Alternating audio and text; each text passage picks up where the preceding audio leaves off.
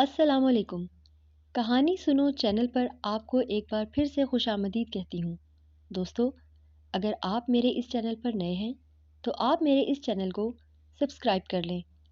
तो चलते हैं आज की सच्ची और खौफनाक कहानी की तरफ, जो आपको चौंकने पर मजबूर कर देंगी। खूबसूरत बीवी और उसका आशिक जिनज़ादा। आज मेरी सुहागरात थी और मैंने बहुत ही खूबसूरत लड़की से शादी की थी, इसलिए मैं बहुत खुश था। लेकिन मुझे क्या पता था कि आज कुछ बहुत अजीब होने वाला है। कि जब मैं कमरे में दाखिल हुआ तो मेरी दुल्हन सामने नहीं थी। मैंने उसे पूरे कमरे में तलाश करना शुरू कर दिया और मुझे यकीन हो गया कि वो यहाँ से भाग गई है। मेरी किस्मत भी और लोगों की जैसी निकली, जिनकी बीवी शादी के पहले ही दिन भाग जाती है। लेकिन मैंने तो किसी के साथ बुरा नहीं किया था। फिर ये सब कुछ क्या था?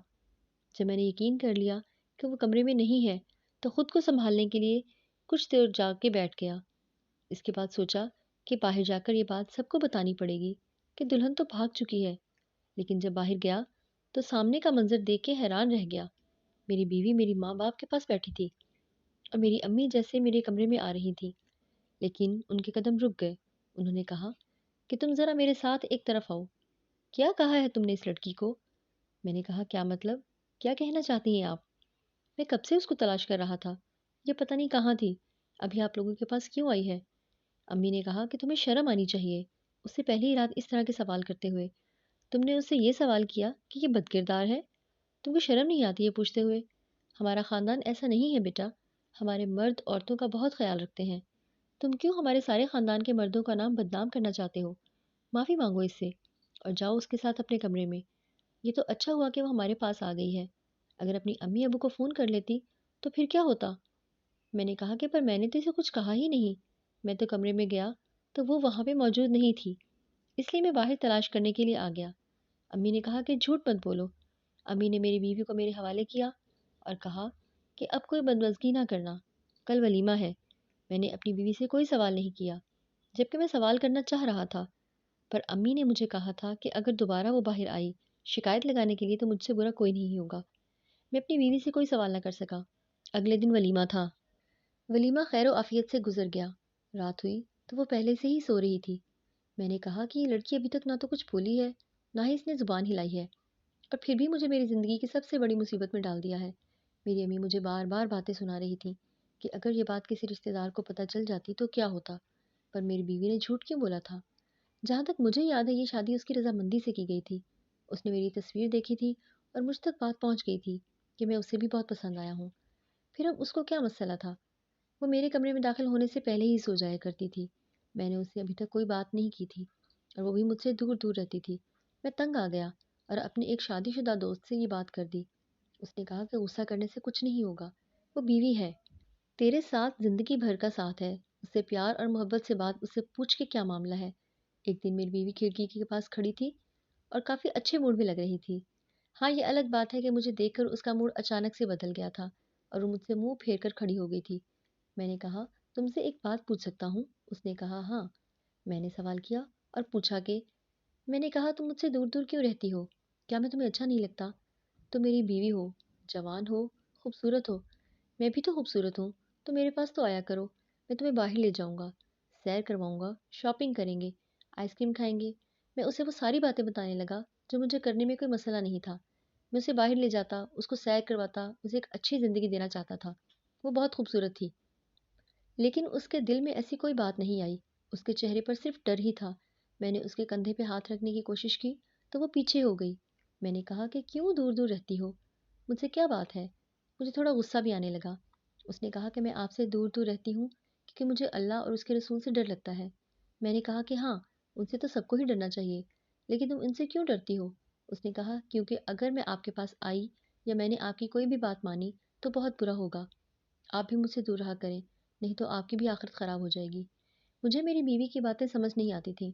अब मैं तंग आने लगा, चिढ़ गया और मैंने खुल के ये बात अपने घरवालों को भी बता दी और उसके घरवालों को भी कि आपकी बेटी ये सब कुछ कर रही है, मेरी ज़िंदगी भी बर्बाद कर रही है और अपनी भी।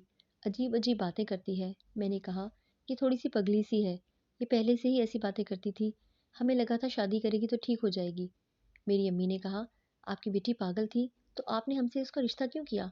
उन्होंने कहा कि नहीं नहीं, पागल नहीं है। دیکھیں بالکل ٹھیک ٹھاک ہے، سارے گھر کے کام کرتی ہے، ایسا ویسا کچھ نہیں ہے، لیکن پتہ نہیں ایسا کیوں کہہ رہی ہے۔ پھر میری بیوی نے اپنی زبان کھولی تھی، اس نے کہا کہ میرا تو پہلے ہی نکاح ہو چکا ہے اور نکاح پہ نکاح جائز نہیں ہے، اس لیے میرا آپ سے کوئی تعلق نہیں ہے۔ میں نے کہا کس سے نکاح ہوا ہے تمہارا؟ تو کہنے لگی تصور سے۔ میں نے کہا کہ وہ کون ہے؟ اس نے کہا کہ وہ سامنے کھڑا ہے۔ جب اس نے سامنے اشارہ کیا تو سامنے کوئی بھی نہیں تھا، مجھے ڈر لگنے لگا۔ میں نے کہا یہ کیسی باتیں کر رہی ہو، ڈرا رہی ہو مجھے؟ اس نے کہا نہیں، وہ سامنے کھڑا ہے، وہی میرا شوہر ہے، اور اس کے ہوتے ہوئے میں آپ کے ساتھ کیسے شادی کر سکتی ہوں؟ اس لیے ہماری تو شادی ہی نہیں ہوئی۔ یہ دیکھیں، یہ سامنے کھڑا ہے، یہ دیکھیں۔ میں نے اس کا ہاتھ پکڑا ہے، ہم دونوں ایک دوسرے سے بہت محبت کرتے ہیں۔ مجھے چکر آ گیا اور میں بے ہوش ہو گیا۔ جب آنکھ کھلی تو پتہ چلا کہ یہ سب تال میں تھا، بیوی نے حرکتیں ہی ایسی کی تھیں، وہ اپنے گھر جا چکی تھی کیونکہ میری ماں نے غصے میں اسے وہاں بھیج دیا تھا۔ میں نے کہا کہ امی وہ بے وفا نہیں ہے، بد کردار نہیں ہے، وہ تو ہوا میں ہی کسی سے باتیں کر رہی تھی۔ میں ایک دن اپنے سسر کے پاس گیا اور میں نے ان کو یہ ساری بات بتائی تو وہ رونے لگے۔ انہوں نے کہا کہ بیٹا ہم لوگ ایک پرانے سے گھر میں رہتے تھے، وہاں سے نکلے تو ہماری بیٹی کی یہ حالت ہو گئی۔ ہمیں ایسا لگتا ہے کہ اس پہ کوئی جن زیادہ عاشق ہو گیا اور اس نے ہماری بیٹی کے ساتھ نکاح بھی کر لیا، اس لیے میں ایسی باتیں کرتی ہے۔ وہ جو بھی ہے صرف اسی کو نظر آتا ہے، وہ پہلے بھی ایسی باتیں کیا کرتی تھی۔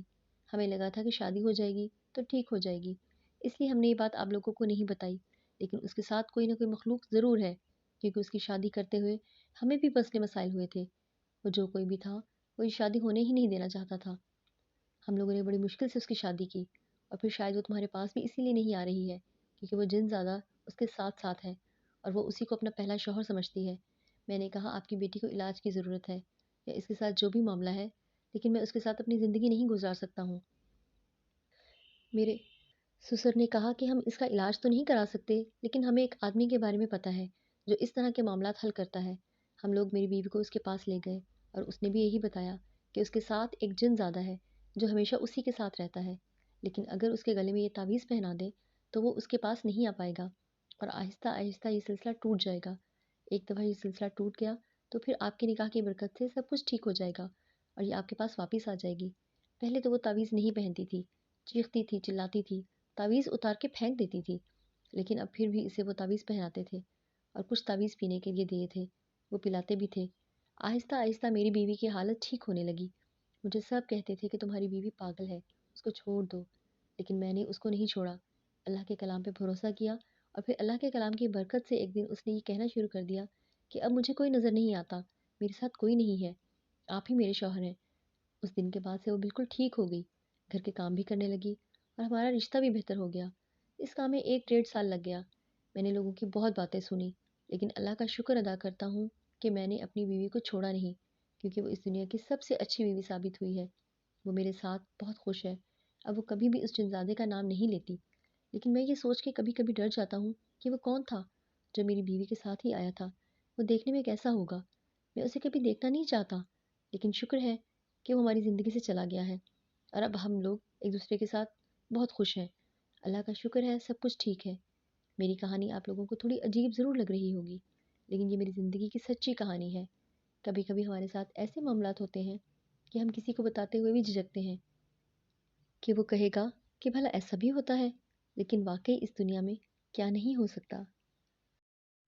اسی طرح کی مزید دلچسپ اور خوفناک کہانیاں سننے کے لیے ہمارے چینل کو لائک اور سبسکرائب کریں تاکہ آنے والی ہر نئی ویڈیو کا نوٹیفیکیشن آپ کو ملتا رہے۔